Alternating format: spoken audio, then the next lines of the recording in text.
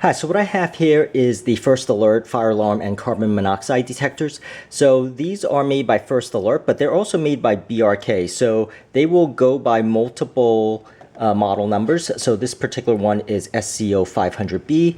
It will also go by SCO500. So what I'm going to demo here is first setting the location of this fire alarm, but also have them interconnected. So right here, you could see there is a wireless feature. The wireless feature allows the fire alarms to talk to each other. So what that means is that once you set this location and one goes off, the other ones will repeat the location of where the fire is detected.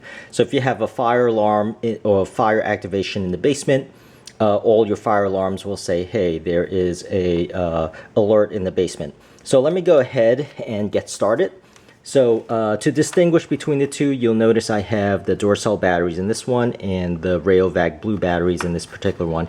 So the first one, what you want to do is, put the batteries in. And just one particular tip, if you have to take the batteries out, just push on the underside. You don't have to actually pry it out, which was a struggle lots of times. So you'll see if I push out the batteries from the bottom, they just pop up because there's tabs in the bottom. So just keep that in mind. So to set the location, first you have to be pretty prepared. So I'm going to explain what I'm going to do first before I do it, because there actually is not much time when you have to set the location. So I'm going to push in the batteries. It's going to tell me to hold this button to set the location. Once it says that, you have to do that right away. So push and hold this once I push the batteries in. So I'm going to do that. I'm going to push the batteries in. Welcome. First alert, carbon monoxide and smoke alarm. No location programmed. To select location, press and hold test button now. To save location, press and hold test button after location is heard. Basement. Child's bedroom. Dining room. Family room. Guest bedroom. Hallway. Hallway. Location saved. Press and hold test button to test unit. All right, so that is how you do it. Now, I do want to go over the number of locations. So you see I had to do that really quickly. Once I push in the batteries and it tells me to hold this button, you got to do it right away. So push and hold this button to set the location. Once it says the location, you have to push this button and hold the location again. So just keep that in mind. Now, there are 12 locations.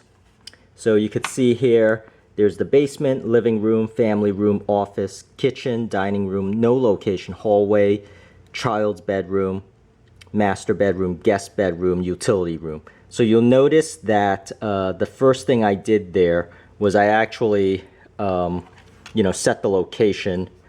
And once I do that, I didn't do the testing because the testing was pretty annoying.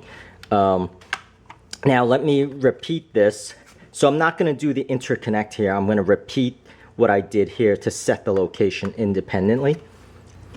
So once again, I'm going to push in the battery compartment, and once it says to set the location, I am going to press and hold this button right away and release once it says, once it starts naming the locations.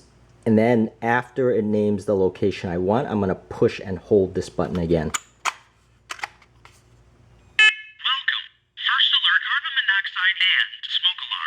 Master bedroom location programmed.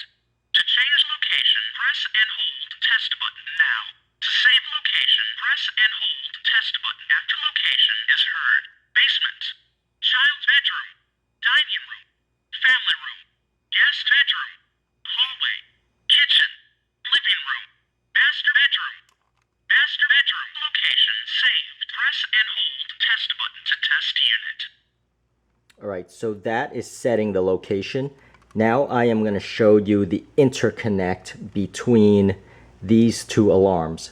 So what that means is I'm going to connect these two alarms so they communicate with each other as far as where the location of the alarm is when it goes off. So this is the first alarm and this is the second alarm. So I'm going to pull out this battery compartment, and what I have to do is before I push this in, I have to hold this button. So I am gonna press and hold this button, keep on holding it.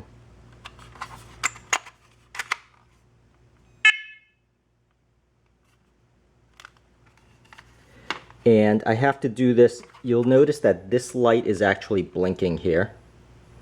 And what I have to do now is I have to push and hold this particular, or just push this button here, and this will stop blinking. So once I push this button, this interconnect, and I have to do this within 2 minutes.